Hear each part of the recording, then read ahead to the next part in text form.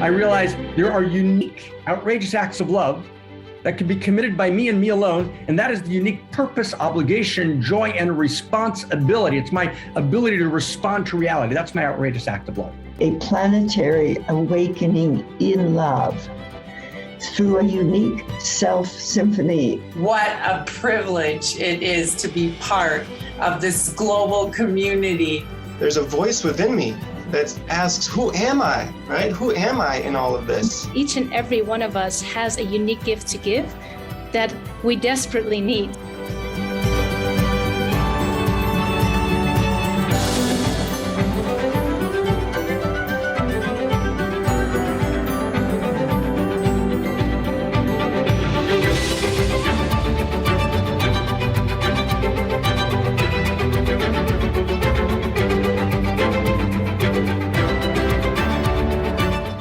Welcome to the heart of the revolution, everyone. It is with deep joy that we are together today in one mountain, many paths, where our mission is what Barbara Marx Hubbard and Dr. Mark Goffney call a planetary awakening in love through unique self-symphonies.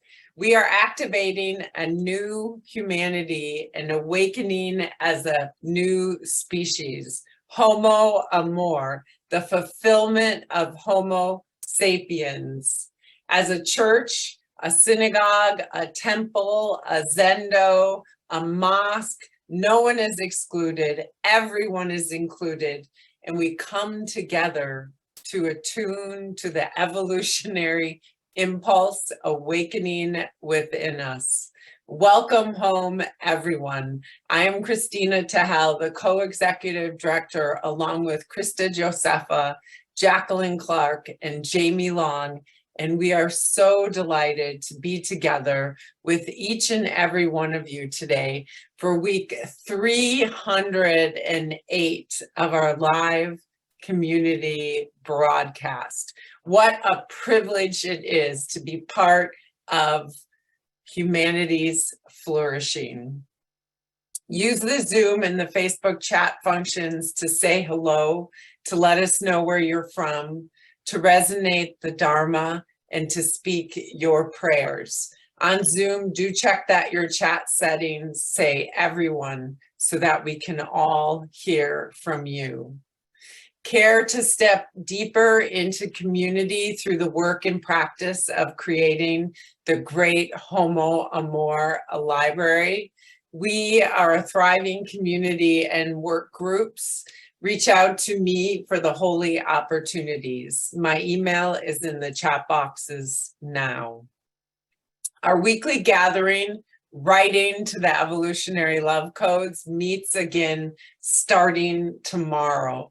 Join us every Monday at 1 o'clock Central Time, 11 o'clock Pacific Time, and 8 o'clock Central European Time. Members of One Mountain, Many Paths will receive an email about the details. If you're not getting the email, do sign up for membership and step closer in to hold your center of this community. For those of you who are new to One Mountain, Many Paths, we normally receive a deep transmission of first principles and first values from Dr. Mark Goffney, and sometimes with Barbara Marx Hubbard through recorded clips. For this week, and this has been going on for 6 weeks, and this is the last week, Dr. Mark Goffney has stepped back, inviting our unique self-symphony to play our unique instruments, where we focus on practicing and embodying first principles and first values, the new story for a new humanity. We miss Dr. Goffney, and we hold him close to our hearts, blessing him in this time of sacred travel through Europe. We look forward to his return next Sunday on September 11th. On September 24th, which is just in a few Saturdays, as part of launching the Unique Self Institute, we will resume our Saturday study groups, diving into Awakening Your Unique Self with Claire Molinar, David Cicerci, and myself. Jamie Long is sending you an email with the details. What to expect today? First, a Dharma recap from myself from last week's teachings. Then we move into our intention setting with Krista Josepha. Then David Cicerci will resonate our evolutionary love code that we're working with. Then we move into Krista's sharing about living erotically in every dimension of life. And then I, Christina Tahal, will symphonize with Krista on living erotically, followed by David with our meditation to enter prayer. Finally, Krista invites us even deeper into community, and to close, we will bring people on for our goodbyes and for a small dance party. Krista Josepha Stenbergen graduated as a religion scientist in 2014. In 2009, she was initiated as a priestess during a vision quest as part of a 3-year training. She has studied with many tantric teachers, and sacred plant medicine is a tremendous part of her healing and awakening journey, reconnecting her to the Great Mother. Krista met Dr. Mark Goffney at the Outrageous Love Festival in Europe in 2013 and has studied with him ever since. The Dharma provides her with an integral roadmap, including everything she ever experienced or studied. She feels a deep sense of coming home and is currently proudly serving as the executive director of the Center for Integral Wisdom and One Mountain, Many Paths. I, Christina Tahal Amelong, have studied with Dr. Mark Goffney since 2017 and have served on the board of the Center for Integral Wisdom since February of 2018. I am the co-executive producer of One Mountain, Many Paths, where I lead co-study groups and the weekly evolutionary Love Code writing group. I also serve as the co-executive director of the Great Library, where I am in particular working on the publications of the evolutionary sense-making books coming forth out of our weekly One Mountain, Many Paths broadcast. Krista and I are in deep Holy of Holies study with Dr. Mark Goffney, together studying A Return to Eros and the new forthcoming phenomenology of Eros. I welcome all who are new. We need you. If this is your first time, these teachings do stand on their own, and every week builds on the prior week. We do encourage you to go back and listen to previous episodes. Today, you will hear unique language. Trust the magic ways the language or the Dharma comes through your understanding. One Mountain, Many Paths is radically committed to telling the new universe story. Now for my recap from last week. Becoming Homo Amor, 2 stories of allurement into unique self-symphony. Last week, Suzette Mesa and Jamie Long presented stories of allurement participating in the production of One Mountain, Many Paths, and weaving their stories of becoming Homo Amor within the Dharma as articulated by Dr. Mark Goffney. Jamie Long asked us 3 questions. Who are we? Where are we? What are we to do? These 3 questions are the great doorways to cosmoerotic humanism. They orient us in the cosmos. They open us up to the new story of first principles and first values. This new story of becoming for 13.8 billion years. He asked us, what is calling to you, to me, to this entire community, facing a planetary crisis of devolution in our lifetime and facing this incredible potential of being the next stage of evolution, externally as well as internally. Birthing Homo Amor, the new species, at a time of radical danger or radical breakthrough. No species has ever had this privilege before. Suzette Mesa began, for survival's sake, let's unite with people with this unique universe, a love story, because hatred is rampant, expanding our love energy, because now is the time, because the public discourse is grim, doom and gloom, because we need to hear it. She asked us, why have we been allured here? Here are some of the answers.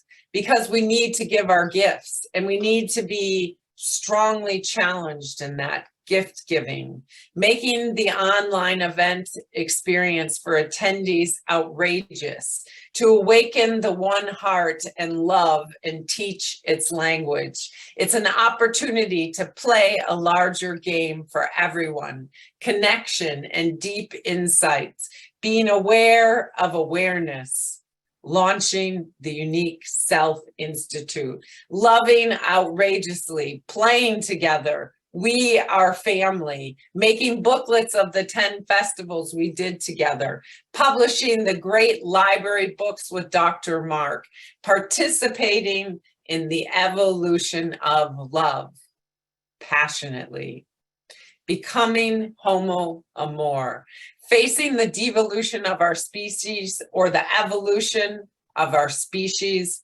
as us.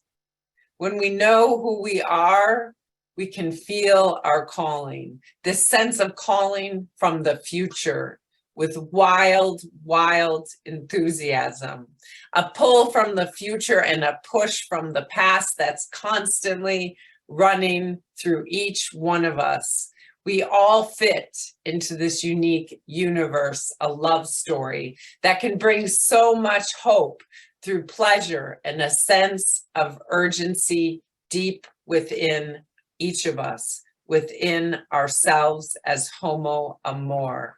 There is truly a bright future that awaits us, knowing we will be able to change the source code of culture and guide our evolutionary trajectory in the right direction.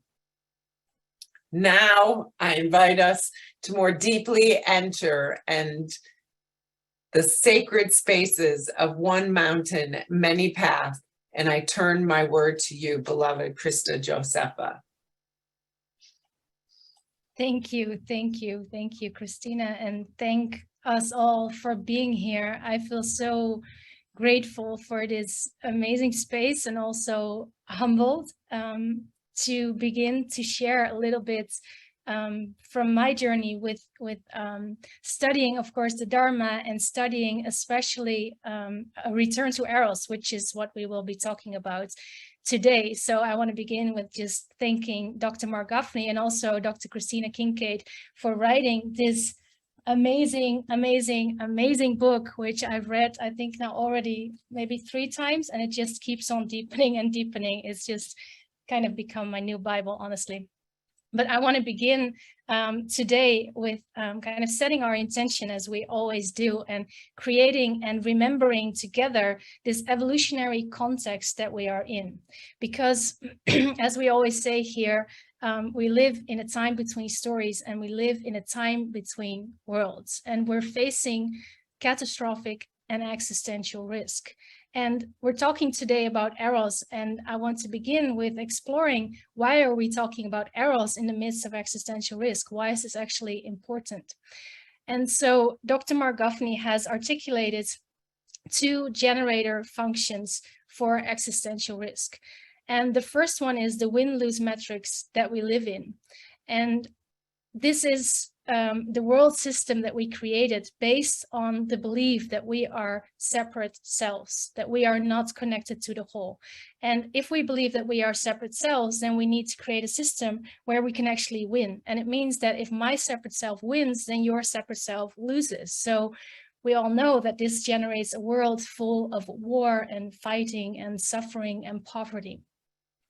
Now, the second generator function is that we live in a world that is a complicated system and not a complex system.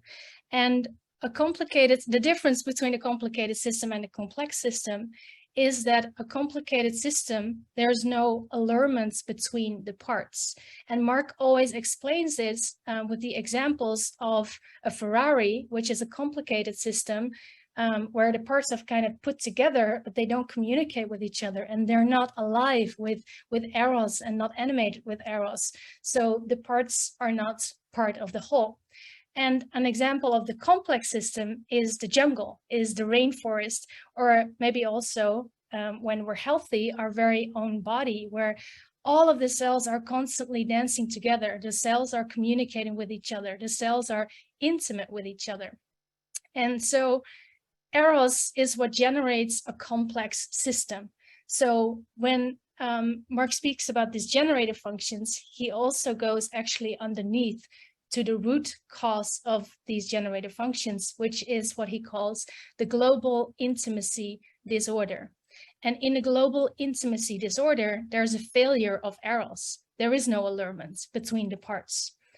And so when we're talking about existential risk, we can also begin to see why the only response to existential risk is actually a return to eros. When we regenerate and reanimate our world with eros, meaning the radical aliveness between the cells, the allurement between the cells. And Mark also speaks about this, like eros is the unique configuration of allurement and autonomy. So eros is kind of the glue that keeps it all together, but it's not a static glue. It's actually a liquid and a fluid and a moving and a dancing glue.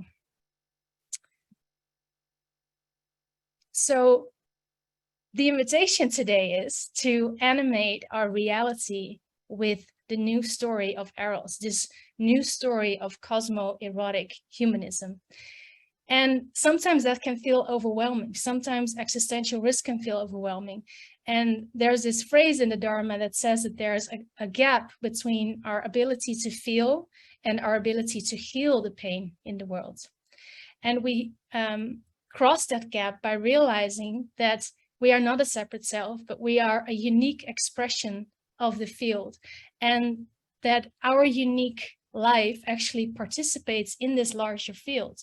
So our unique personal transformation actually participates in the larger transformation of the entire field. So when we realize that, we can actually become sacred activists. We can consciously begin to choose our actions, which we call our outrageous acts of love. And we can consciously participate in the evolution of love. And so knowing that, it begins actually interesting to ask that question. How can I live erotically in every dimension of my life? So that is the question for today. And we're going to talk about what that actually means. But first, I want to give my word to you, David, to read for us the code, please. Thank you so much. How can we live erotically in every dimension of our life? Why would we even be asking that question, right? It's like, wow, this is the new story we're invited to open our minds to. So the code is actually a code that helps us clarify our worldview. And some people might ask, why do we even need language? Why can't we just be love, right? Be in love. Well, we can't just be in love. Actually, our worldview creates this experience to a large extent. And so the code is a way that we can enter into this deeper field, this new story that Krista so beautifully outlined for us today. So here's this week's evolutionary love code. The infinite is intimate. Infinity desires finitude. The desire for intimacy screams yes. Infinity cries out yes to finitude. The Big Bang, the great flaring forth, is the erotic, ecstatic yes of the infinity of intimacy, affirming radical goodness, truth, and beauty of existence itself. It's so beautiful. I'm just going to resonate it one more time. The infinite is intimate. Infinity desires finitude. The desire for intimacy screams yes. Infinity cries out yes to finitude. The Big Bang, the great flaring forth, is the ecstatic, erotic yes of the infinity of intimacy, affirming the radical goodness, truth, and beauty of existence itself. And I turn my word back to you, beloved Krista. Thank you. Thank you, David. I love feeling as you're speaking those words, how it's actually coming alive in the space between us. And the question, how do we give that erotic, ecstatic yes to cosmos over and over and over again? And how do we live inside that infinity of intimacy? But also the question, what happens if we don't? And I want to begin there. What happens and how do we feel when we're not living in Eros? And I think we all know that experience. And I described in the beginning the win-lose metrics, feeling separate from everything else. And this is causing depression and it's causing loneliness. And it feels like we're a fish on dry land and we don't have water. Or it can feel like we're a tree, but we're cut from our very roots that are nourishing us with the juiciness and the waters of the earth. It feels like a butterfly that is imprisoned in a jar, but it doesn't have the oxygen to breathe. So when we don't have Eros, we slowly die. And we live in a culture that doesn't really have a narrative to hold the fullness of our desire for Eros. And so I imagine our culture as being the fishbowl that we're swimming in, or the water that we're swimming in. And we're constantly breathing this and we're constantly living inside of this. And what happened in our culture and what happened in many of our lives is that we exiled Eros into sexuality. So the relationship between Eros and sexuality and understanding that deeper is what the book A Return to Eros is all about. So when we exile Eros into sexuality, it means that we place the fullness of our yearning for wholeness, for connectivity, for being on the inside, being in the fullness of presence. And we place all of our yearning and all of our desire for Eros, and we put it into sexuality. And we demand from our sex that it gives us the fullness of that experience. And often in our lives, when we don't live in Eros, we live in pseudo-Eros. And a lot of people live like this, where we don't enjoy our work and we have to go to work for 40 hours or maybe more, even though we're not inspired by it. And our relationships maybe aren't fulfilling. And then we expect from our sexing to give us kind of that hit of Eros. And when we do that for a while, maybe it may work, but over the long run, sexuality cannot hold the depth of our yearning, and then sexuality collapses. And what we need to do is liberate our Eros from sexuality. So it's kind of hidden in sexuality, and we actually have the power to liberate it. But to be able to liberate it, we need a new narrative to hold the fullness of Eros. And in our culture, until now, we had 4 sexual narratives that actually didn't have the capacity to take us home. And these narratives are more fully described in A Return to Eros, and I recommend you to read them. But because of time, I'm just going to go through them a little bit quickly. But the narratives that we currently know in our culture are sex negative, meaning sex is bad. You can think about religion. Sex positive, the whole sexual revolution, where we could have all the sex in the world, but it didn't actually give us the fulfillment that we were looking for. And then we have sex neutral, where sex is kind of seen, studied as in a scientific way and seen as a biological chemical reaction. And they say there's no difference actually between having sex and having lunch. It's just neutral, it's the same.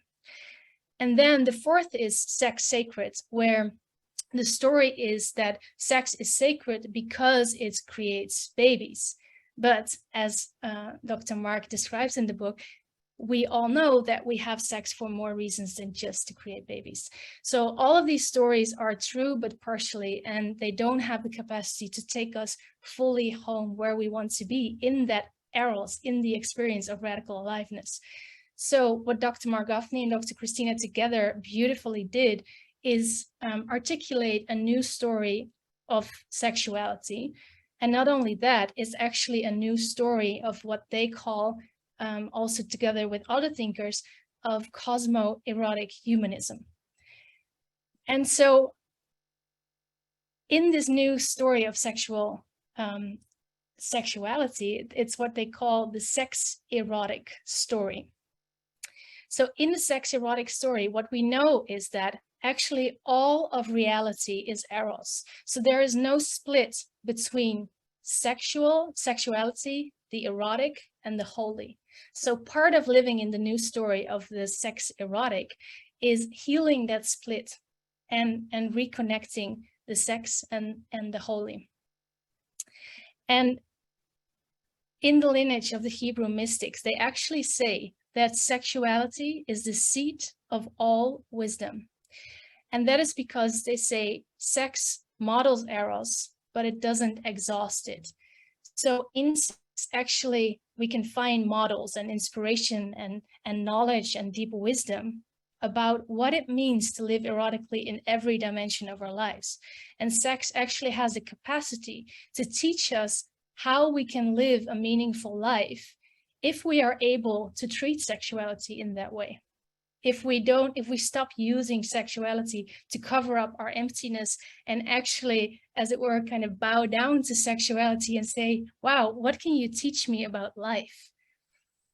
And so to be able to return to eros, we need a different approach to sexuality and stop using it as a cover up for our emptiness, but actually become erotic activists, as we call it, and consciously liberate eros from sexuality.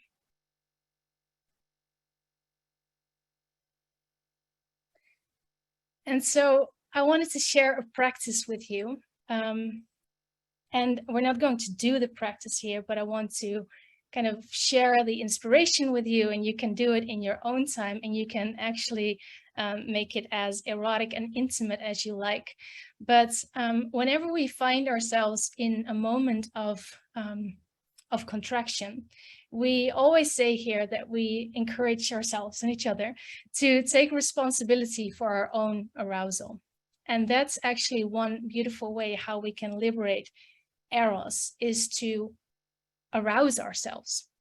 And so whenever we are in a moment of contraction or fear, or we're triggered, or something is hurting us, which happens in life, which is normal that it happens.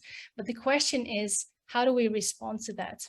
Do we choose to open the moment, to love the moment open, as we say, or does the moment remain closed? And we have the capacity to love the moment open. And one of the ways to do that is to actually ask sexuality to be our teacher. And so in sexuality, we have this beautiful, beautiful pleasure of orgasm. So we can ask ourselves, what can orgasm actually teach us about life?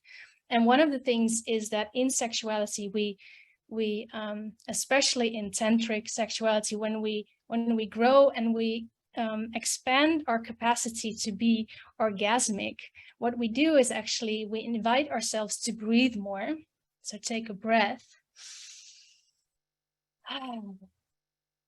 More breath, more sound. So you can also take a breath with sound.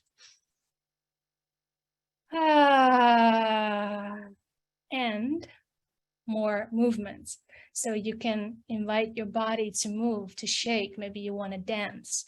So those are 3 ways to kind of shift your awareness from contraction and expand into that, into your own orgasmic capacity. And another way to do that is to engage the senses. So I brought this beautiful little playmate where you can actually begin to arouse yourself like that. And you can just caress your own hand and kind of meditate on the experience of these beautiful feathers touching your own hand, and kind of meditate on the knowing that we live in an intimate universe, and the intimate universe lives in us. And as you're doing that, you can breathe into it, you can sound into it, you can make music, you can expand your awareness into your own orgasmic pleasure power. And then you can pour all of that energy into the situation that was triggering you at first. And the way to do that is not by covering up the pain that you felt before. So the first step is actually to acknowledge what you're feeling, and acknowledge what is happening in that moment for you, and be with that for yourself. And then to bring that pain, as it were, to the altar of Eros, and to invite yourself into a different experience, and to remind yourself with touch and with tenderness and with arousal that actually is true. We live in an intimate universe, and the intimate universe lives in us. And so in A Return to Eros, Dr. Mark Gaffney and Dr. Kincaid have actually articulated 12 faces of Eros, 12 ways, 12 principles of how Eros, sexuality teaches us about Eros. So one of the faces that I wanted to share with you, and we're going to end with that, is the 8th phase of Eros, and it's called Giving and Receiving. And what is beautiful is that every chapter starts with a section called The Sexual Models the Erotic. So there is described a beautiful way how the sexual models the erotic in the face of giving and receiving. So what can we actually learn from sexuality about Eros? So I wanted to read you a few sentences. You see, built into the sexual is an enormous desire to give, particularly to give pleasure. In virtually all arenas of living, most of us are perpetually on the prowl for the best deal. And the best deal is always about getting the most while giving the least. And the great exception is the sexual, because in sex, being a great lover is taken to mean that you give your partner an unbelievable, unforgettable experience. And so the ability to give pleasure, the more the better, is considered to be a great honor, a virtual badge of merit, as well it should be. Yet we need to expand this desire to give to apply to so much more than just sex. Sex models Eros. It should not exhaust Eros. The erotics of giving must engage every facet of existence. Imagine if we brought into every realm of this life this standard of giving.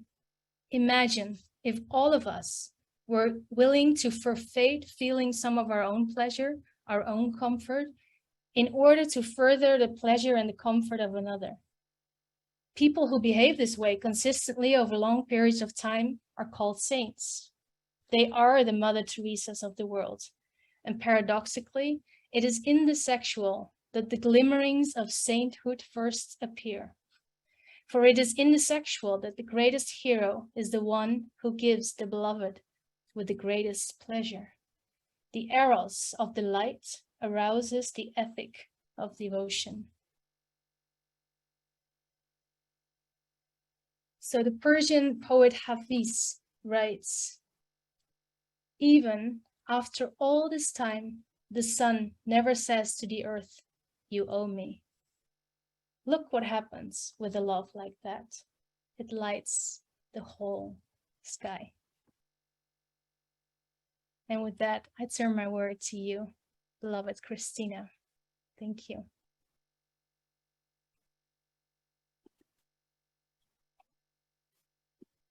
Hello, everyone, again. Many of you have heard me talk about, well, first of all, thank you, Krista, for bringing us into that deep dive of Return to Eros, and also for that invitation of together and in our lives, becoming the erotic mystic in every moment through all of our interactions. So that's what I also want to deepen here. So to start with, many of you have heard me talk about my brother Jay many times. And yesterday was his birthday, September 3rd. And so all day long, I'm working on what am I going to do today? And I'm thinking of each of you, imagining each of you, like Colleen and Kirsten and David and Gabby and Arnaud and Leo and Joycey and on, my dad, Shahat, Jane. And so, and some of you are here and some of you are not. But I know you're here in spirit. And so I'm thinking about my talk and I'm nervous and I'm feeling your love and I'm feeling into my desire to penetrate into what it means to me to be living erotically in every dimension of life. And I'm feeling myself invite the cosmos to be alive in me. And what does that even mean? And then I'm feeling the edges of where we could go together today.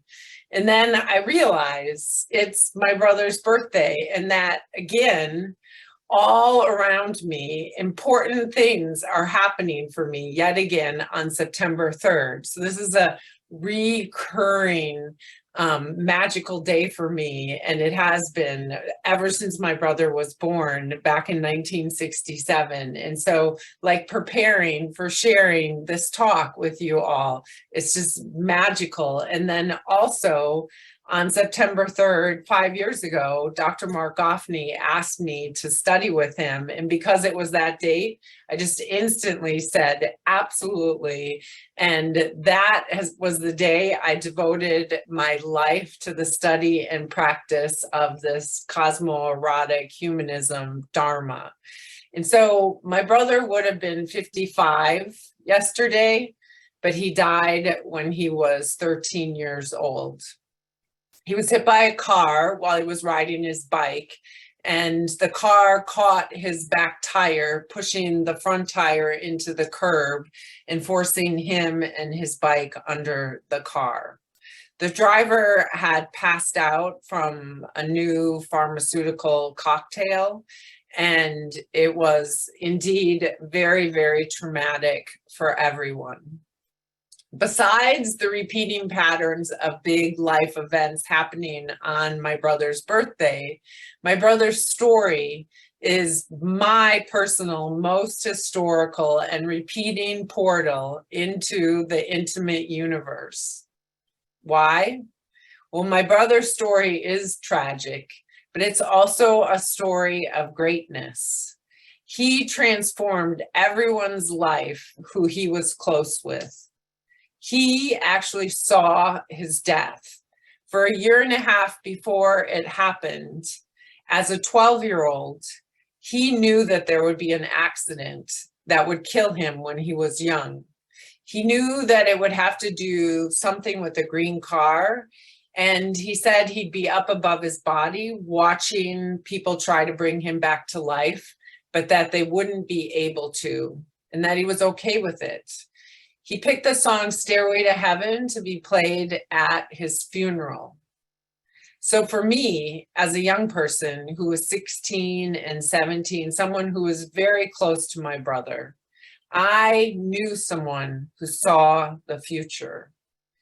I knew someone who saw himself above his body after a very tragic accident in the future. And I knew someone who was okay with his young death. And I knew someone who wanted us to pay attention to this intimate universe, this universe that is just so mysterious and so full of eros and outrageous love and outrageous pain. So his story is always inviting me to deepen in the mysteries of this wondrous world.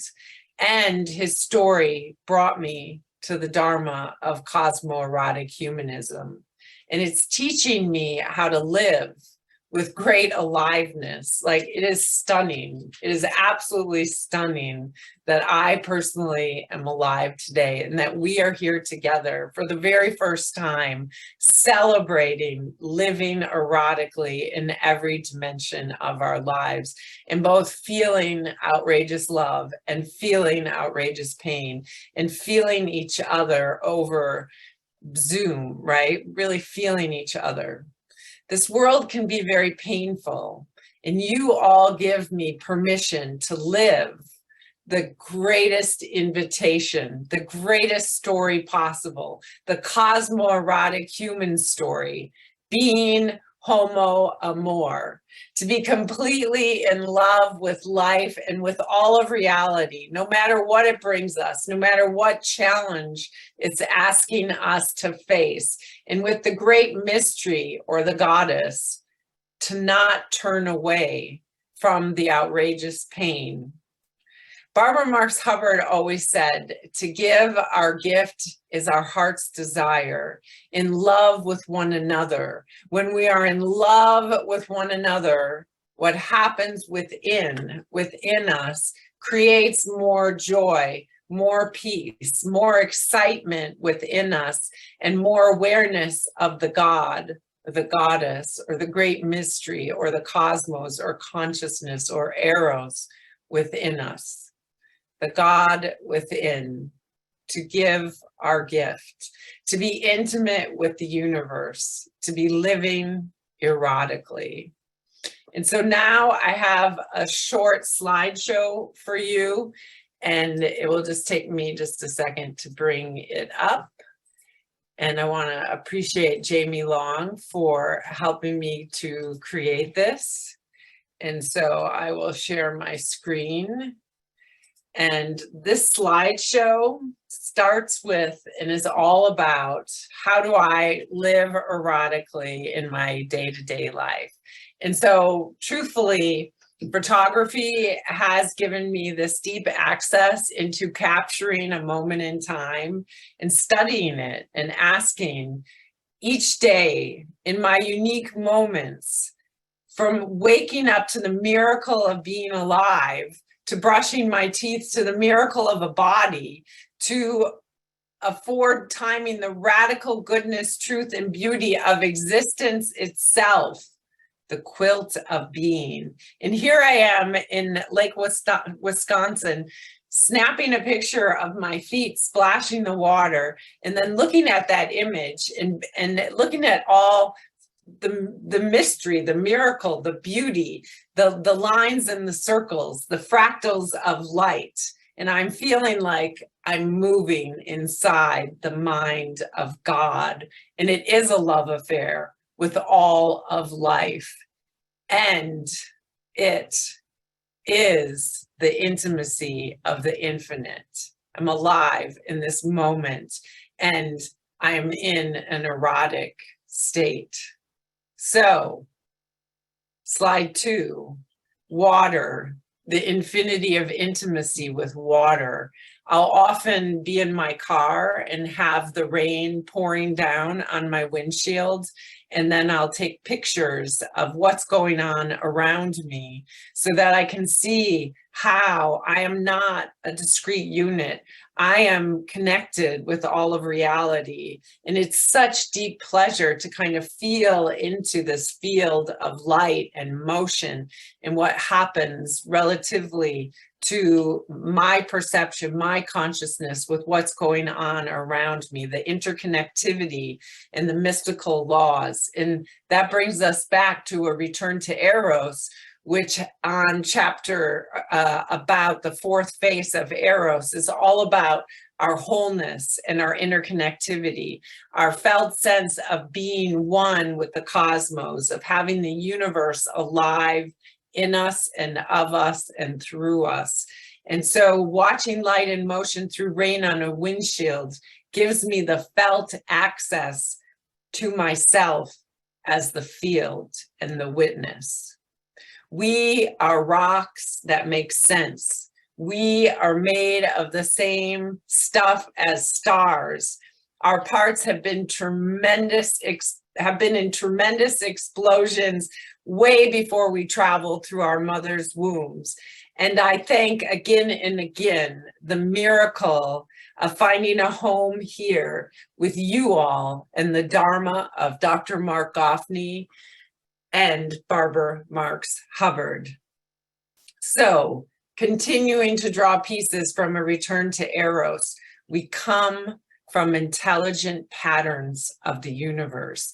I walk outside and I look for these patterns, these intelligent patterns, and I see a bucket on a table in the winter, and I pick it up, and underneath it, it has this tremendous pattern of ice and wholeness and interconnectivity. This whole world arises from this infinite intelligence. And everywhere I look now, I can find this infinite intelligence mysteriously arising all around me. And in that, my awareness, my attention is all about being erotic in the intimacy of this infinite intelligence. So when I get lonely and there's nobody around, I will look for ways that this world of light and mystery, how it is all in a fluid flow of field, a field of eros and intimacy, and that everything is fundamentally interconnected. And I erotically rely on being connected to the most beauty, the most love, the most interconnectivity. And for instance, this image right here that is me looking through water from the fountain at the castle of the amazing Outrageous Love Festival that we had this last August, just a few weeks ago, and I'm capturing a unique slice of time. I'm penetrating something wholly unique, something with dimension, with alluring colors. And I find even a deep personhood within this image of water. Living erotically, the process of being growth as creation, transforming consciousness into beauty and witness, the practice of living into the unseen world of infinite intelligence. Now for the human world, there's our beloved Jacqueline and our beloved Leo. And I just want to give a shout out to Jacqueline, who was in the hospital this week and who had a seizure and fell and bruised up her face. And here she is a few weeks ago, right after the festival with Leo. And yes, the universe feels, and the universe feels love. And we right now in this moment, just through your body, can feel the love for Jacqueline, for each other, and for healing, and for people repairing their bodies after they had an injury and an accident. So Jacqueline, we send our prayers out to you. So finally, to live erotically, to feel the story of the whole, I realize the evolutionary process lives in me. The whole 13.8 billion years lives in me. And this summer, the migratory monarch butterfly was listed as an endangered species. That 99.9% of its population is gone over the past 40 years. Last night I read a statistic online that 40 years ago, there was 10 million migratory monarch butterflies. And I still am in shock and can't make sense of this, but that now there's only 2,000 monarch butterflies. Now I'm going to stop sharing my screen, and I just cannot believe that there's only 2,000 of these butterflies. It breaks my heart completely. And back to my brother's story, my brother taught me to know, to lean into the intimate universe, to not resist, to live close to death, to see the future. And yesterday I had another amazing, miraculous unfolding on my brother's birthday, September 3rd, which was that for the first time in my life that I can remember, 2 weeks ago, I found a monarch caterpillar, and I wasn't sure what to do with it, but I ended up bringing it in and putting it in a jar, and it turned into a chrysalis. I had the jar. It was a big jar all full of milkweed, and it ate and pooped, and then it turned into an incredible chrysalis. And then on Friday night, September 2nd, I was looking at it. It was very dark, the chrysalis. And so I thought, oh, in the next couple of days, it's going to hatch. It's going to emerge from this chrysalis into a monarch butterfly. And yesterday morning, I woke up and this monarch was fully out of its chrysalis with its wings hanging down. And it was just such a delight. And so I spent the whole morning with this monarch that was drying its wings and flexing its wings and learning to fly. And I just felt such tremendous intimacy with the cosmos and with the continuity of consciousness and with the mystery that is all around us, and also with the suffering, the tremendous suffering of these extinction threats, these extinction realities that we're all facing. And just to bring that through my body, both in the most true way and in the most hopeful way, and also in really directly facing it. And so back to a return to Eros. I personally am not okay with extinction in the least. I think it's completely the wrong way for consciousness to go. And a quote from Dr. Mark Offney and Christina Kincaid from A Return to Eros is, "A desire to survive is just that, an interior desire that is built into the deepest fabric of reality, all the way up and all the way down. The drive to survive is an erotic interior." And with that, I turn my word over to you, beloved David Cicerci, to bring us into prayer and yearning. Wow, Christina. You've taught me so much about living erotically in every dimension of my life. And even through your presentation, often as we go into prayer and do our meditation, we invoke the presence of the infinity of intimacy, right? God, who is not just the infinity of power, but is also the infinity of intimacy. And that we can access divine, the ultimate, in three persons. Right, and through your presentation, we actually saw and we could feel each of these persons alive, and how ultimately it's all one, right? So we can start by looking around us and seeing the miraculous beauty in the process of transformation from the chrysalis to the caterpillar, to the chrysalis to the butterfly. And then we can actually look at the miracle of the way water bounces off of our toes and suddenly are connected with this personhood of the cosmos. And we can feel that power and that love and that beauty actually moving through us and in us and as us, and becoming conscious of how God, divinity, actually expresses in first person through us. So as we move into prayer, I want to invite us to access this Eros that Krista and Christina are inviting us to experience more fully in every dimension of our lives. And one way to do that is to access our yearning.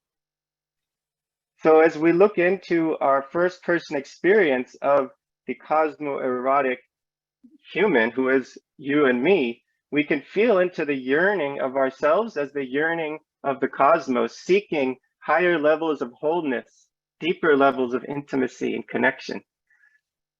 So we're going to actually go into prayer, but this time, instead of saying I pray for, I want us to feel into I yearn for, and actually turn to God who can be thought of as God the Father, God the Mother, God the energy and force of the cosmos, but we can also think of God and feel into God as God the lover, God the beloved. So I want us to actually lean into that yearning for the beloved who is actually with us, closer to us than our own breath, and yearn for everything. So it might be, God, beloved, I yearn for your touch. I yearn to be closer to you. I yearn to feel you deeply on the inside. I yearn for your embrace. Come closer.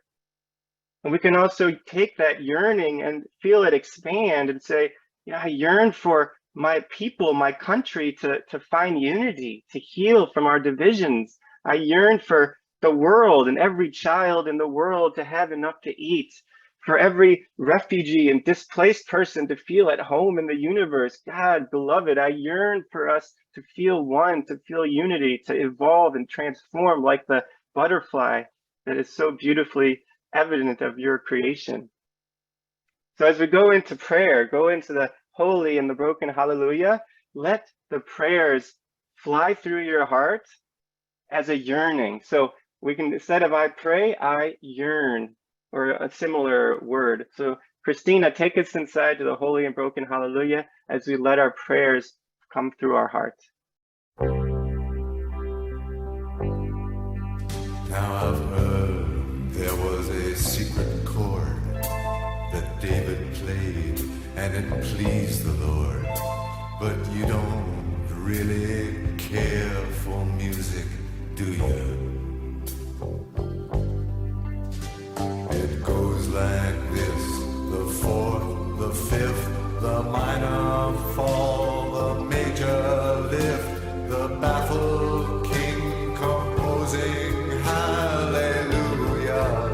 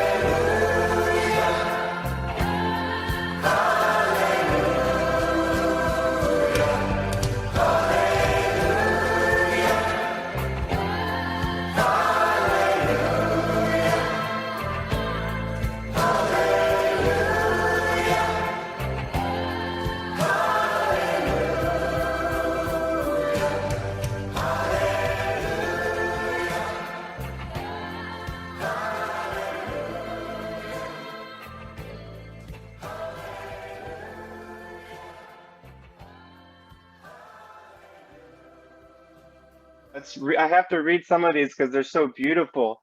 Oots, I yearn for intense, loving intimacy with all of life. Merritt and Cullen, we yearn for emergent dialogue, 4D speaking and listening.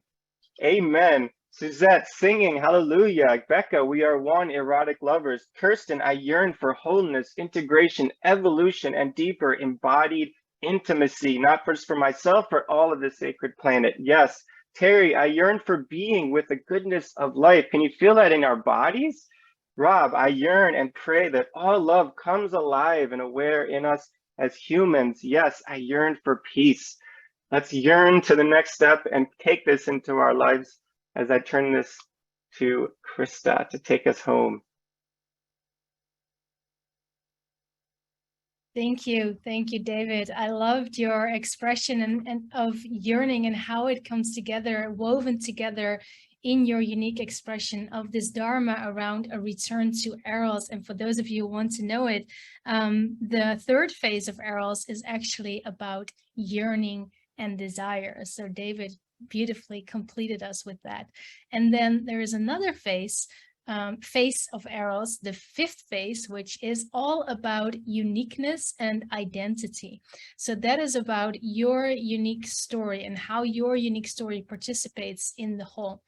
And to go deeper into that, we are starting a beautiful course, Awakening Your Unique Self. And this course is going to be led by Claire Molinar, and she is launching the Unique Self Institute, and she has been studying with Dr. Mark Gafni for over 10 years, I think, and she's the senior lineage holder of this Dharma around unique self. So it's, I'm sure, going to be a great pleasure learning and studying with her. And she is joined by David and Christina and Jamie, leading and holding and facilitating that group with her. So all of us who are members of One Mountain have access to participate in this course starting the end of September. So if you're not signed up yet, please do sign up. $50 a month. You can step into One Mountain membership and you get access to all 9 beautiful online courses, and you get access to this study group. And this study group is actually also the beginning. It will continue in January, where Dr. Mark Gafni is going to teach there, I think, bi-weekly, also to deepen and expand the vision of Unique Self Symphony. So you're welcome and you're invited. And the second thing I want to invite all of us in, and why it's important to actually sign up as a member, not only because what you get out of it, but also it's an amazing contribution to this revolution that is desperately needed by all of reality, because our mission is, and our goal is, to publish books from every episode. And we are now, I think, in episode 307. So that's over 300 episodes that we have already transcribed, have already edited a lot of them, and we're going to continue with that. And then we're going to publish them into books. And we're working with so many people to make this happen. Joyce has done an amazing run on editing a lot of these episodes, and now we need indexing, we need formatting, we need so many things. But even as we're working with a group of volunteers to get these over 25 books out, we still also need some funding. So we're trying to engage everyone, this entire community, to take responsibility for this beautiful space that we have here, so we can actually publish these books and make sure that 100 years from now, the next generation also will know where to find this amazing new Dharma. Also, if you want to do more than just funding, you're welcome to participate in what I like to call kind of our editing mystery school, and I call it, we can even call it an editing Eros school, because yesterday I spent about 2 hours with Christina Tehel actually together editing on one of the first episodes, and kind of working with that and seeing what does it need. And then we were editing together, and I felt so much Eros and aliveness between us. And it was like we're looking at a document, we're looking kind of at a sacred text, and she's saying, oh, maybe this, and she makes some changes, and I'm saying, oh, maybe this, and I made some changes. And afterwards, I was just so filled with Eros and love, and it's like, I think we just made love. We were working on a text, but it was just making love, and we were so filled with the beauty of it. So I just want to invite you into that. It's a great pleasure and a great way to study the Dharma and to be a part of this community and just love each other all the time. So whoever wants to step into one of those teams, just send me an email. I'd love to get to know you and see what makes you happy, what gives you joy and pleasure to contribute. So now we dance it out as we do every week. We're going to turn on some music. You will be invited to upgrade as panelists, is what it's called. So please click yes, don't be shy, and turn on your camera so we can all kind of dance together. It's the best part of the week. And then afterwards, we'll say our goodbyes. So please, Christina, take us inside. We are the people.